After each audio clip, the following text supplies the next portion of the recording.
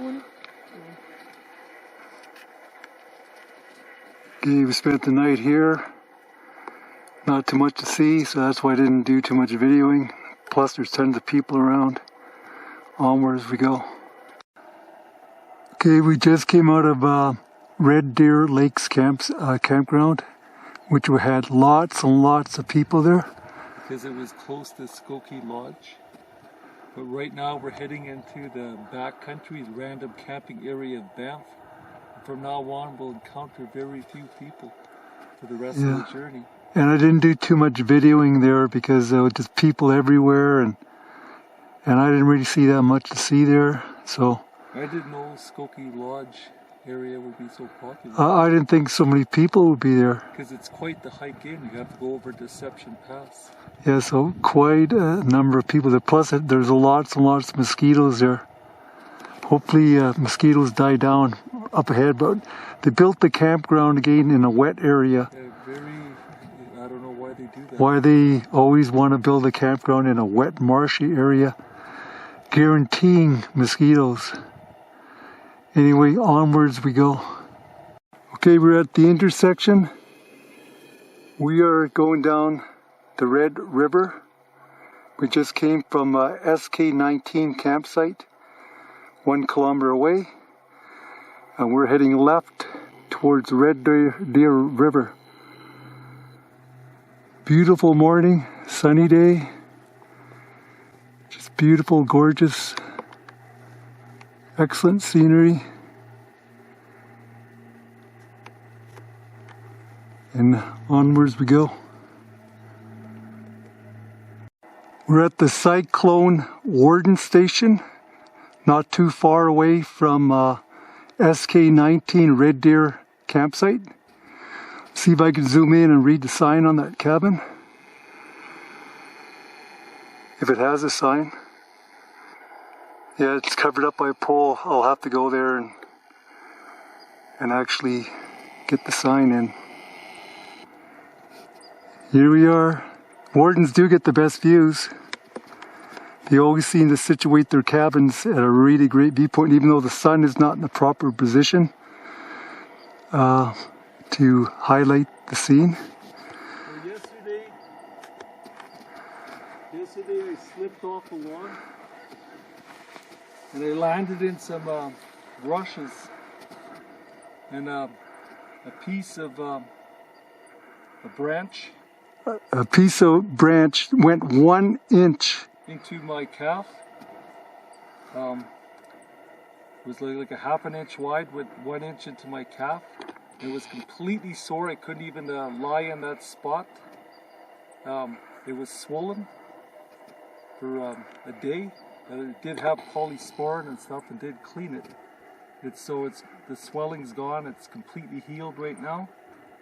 But you gotta watch out in the backcountry. Sometimes accidents can happen. Yeah, and I bought brand new high-tech hiking shoes, and I didn't break them in. They're brand new. And my right shoe is rubbing against my ankle pretty bad, so every step I take, I feel a lot of pain on my right ankle. But see, that's the remnants of it. But hopefully, I don't know, I'll just work through it. That's the remnants of it. Anyway, that's the word. It doesn't look too bad now. Look, the swelling and everything's completely gone. Doesn't look bad now, but it must be, this hiking must be good for you. It looks like my calf is completely puffed up with muscle. And we're losing fat like crazy. Pretty soon I'm going to have a 6-pack stomach again, like I did 2 years ago. After doing major backpacking, the fat just melting off without even trying. I'm not hungry. I'm not starving. I'm not trying to diet. The fat just melting off my body just by doing all this activity. Maybe later on I'll take my shirt off and show off my... No, okay, forget it, okay. Maybe not. Okay, onwards we go. Cyclone Warden cabin.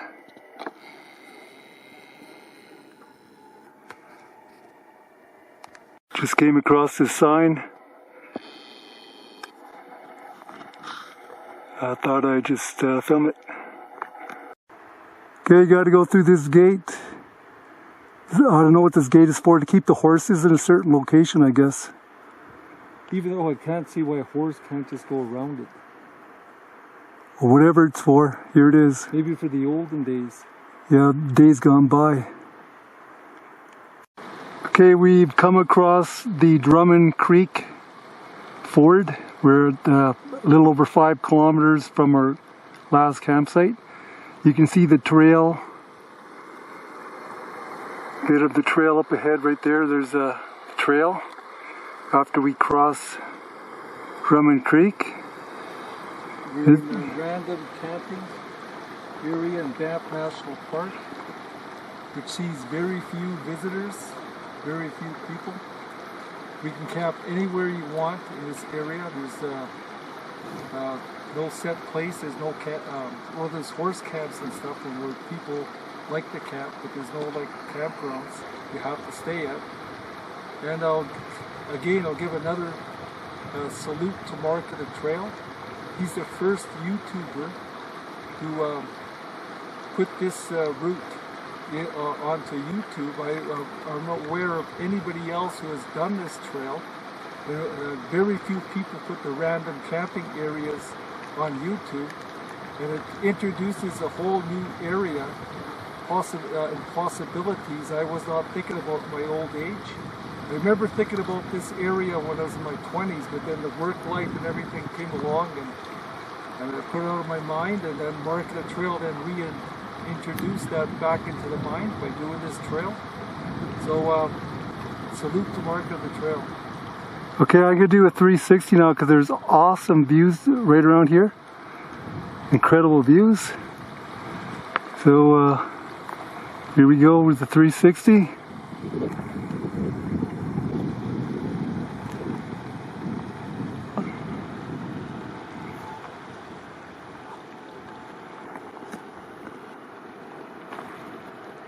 And I'm always standing on uneven surface. That's just awesome. Look at those waterfalls. I'll zoom in. Cool.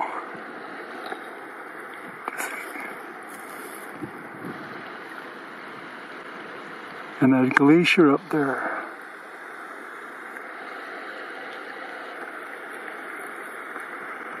And to the right of it as well. Just incredible, incredible scenery around here. It's awe-inspiring actually, and it. What's nice about this area is the more populated part of the park, there's like, the parks are becoming like zoos. It's overrun with people. And then nobody even knows, not too many people. We haven't encountered anybody since leaving that campsite, and all those people at the campsite, they're from Skokie Lodge. Yes. And so that's why there's so many people at that last campsite. They hike over Deception Pass. Yeah, which is probably less than a 20-kilometer hike, and there are a bunch of people from Skokie Lodge camp at that campsite. That's their hike, and that's but it. From now on this hike until we reach the Fish Lakes area, we'll probably encounter very, very few people. Nobody today. We have encountered nobody today, and I anticipate encountering very few people for days going forward. Anyway, you got to cross this Drummond Creek to get to the other side. Filming my brother crossing. There he goes.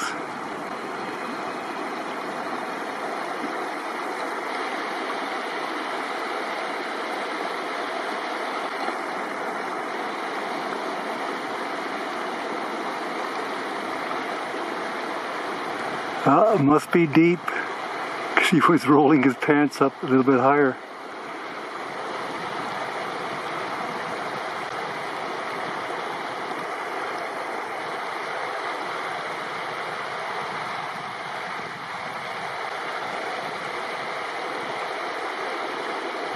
Hopefully not too deep. And the reason crossings can be difficult because there's an uneven surface on the riverbed filled with slippery rocks. This is not a nice, flat, grippy surface you're walking on. It's slippery rocks and it's an uneven surface, and you have to watch your every step. You could step on a rock that rolls on you and down you go. And plus the water has incredible, if you're not used to the force of water, water has a lot of force, and if it gets deep and it's thigh high, it's like someone pushing you. It's like someone actually pushing you. You feel a lot of force. Anyway, successful crossing. This creek's not too bad. Here, my turn now.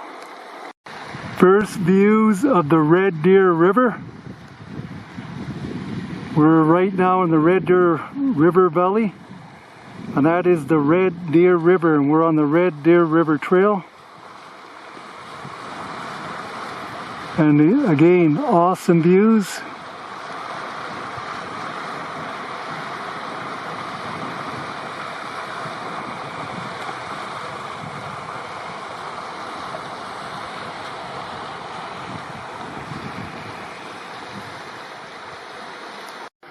Okay, we reached the intersection with Douglas Lake Ranch.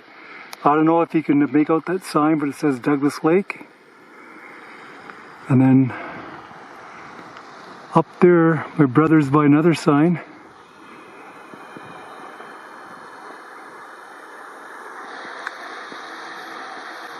There's a campsite or something, I guess right across the river, Red Deer River, which I would not want to cross right now.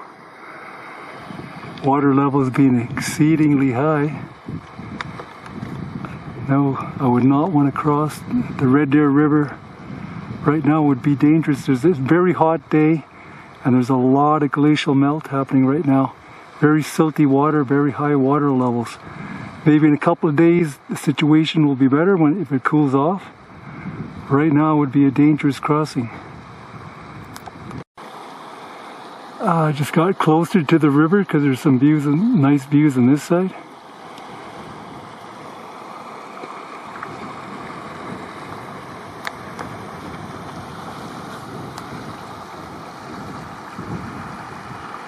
That's actually the way we're seeing it with our eyes. This camera fully retracted is wide angle. And there, apparently there's a campsite across the river someplace, but can't make out any words or anything.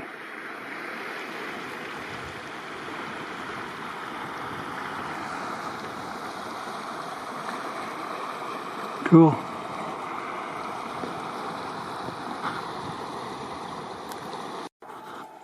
Since the Drummond Creek crossing, it's been a very dry hike.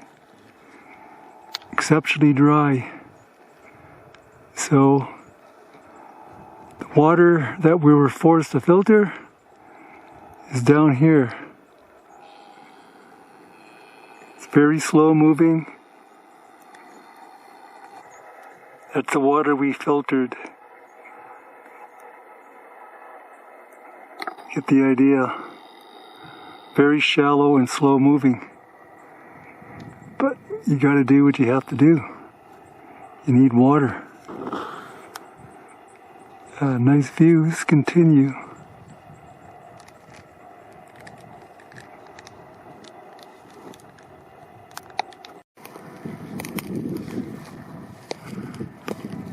Just stopped because it was pretty scenic here.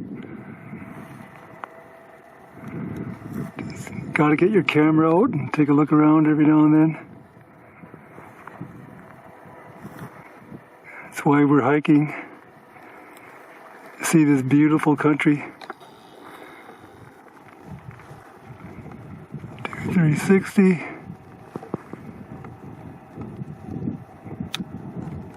Okay. Okay, I brought my camera out again because a nice pretty scene. And so far it's a very dry hike, so we have to keep hiking until we can find a water source. Otherwise they don't want to stop. We've been already hiking 16 kilometers. And anyway, we'll come across a water source eventually. If we have to, we'll even have to filter water like what's in front of us. Some marsh by the river. Red Deer River Cabin, Warden Cabin, number 53, Warden Services, Banff National Park. Cool. My brother just looked at a fishing rod the warden left there. And here's something interesting all around the cabin. They have a nail bed in front of the doors and stuff. That is to deter grizzlies. Grizzlies like to break into cabins. So they put these nail beds around the cabins. Cool. And as usual, wardens get really nice views. Really, really nice. Isn't that a nice view? And this is actually the way you see it with the eye. Like that, because the wide angle, when I have it zoomed all the way, in all the way. Very nice view. And they have another nail bed by the windows. Like I'll zoom in. See that? See all those nails? To deter bears from breaking into the cabin. Pretty cool. In front of the doors, in front of the windows. They got a little horse corral. Oh, the warden's not here now. Keep the horses in there. Very nice. Very, very nice. Okay, that's what we're having for supper. Grilled chicken, jambalaya, whatever how you pronounce that, I don't know. And that's how it looks. We added some whey protein. Whey protein and olive oil to it. Yeah, so like close to 3 tablespoons of olive oil, whey protein, and actually we're having half each. Yep. So that way it cuts down on the carbs. So we only have less than 16 grams of carbs each. The protein and the oil ups the calories and ups the protein. Oil is the most concentrated energy source. 1 level tablespoon of oil, 100 calories. We both brought along about 750 milliliters of oil. Yeah, we brought 3/4 of a liter of oil each to add to these things. So we're pretty generous with the oil. Plus, you know, we have a light, moderate, very moderate keto diet. Not strict keto. But even though for some reason, lately, I get incredibly low blood glucose ratings. yes. 2 days ago, I'm not taking it now, it might even be lower for all I know, 3.1 deciliters. And at some point in this trip, you got 2.8. Yes. And the meter gave a warning. A medical emergency. No, it didn't say medical emergency, but it was flashing red. Yeah, but I mean, in the past, they would say if you got a 2.8 reading, it's a medical emergency, you might go into a coma. But we're keto adapted, so those readings only referred to people, which the vast majority of people are, non-keto adapted people. They rely mainly on glucose for energy. Yeah, if you mainly rely on glucose for energy, which 98% of the population does, if you reach a blood glucose of 2.8, you might go into a coma. But not us. Okay, enough said.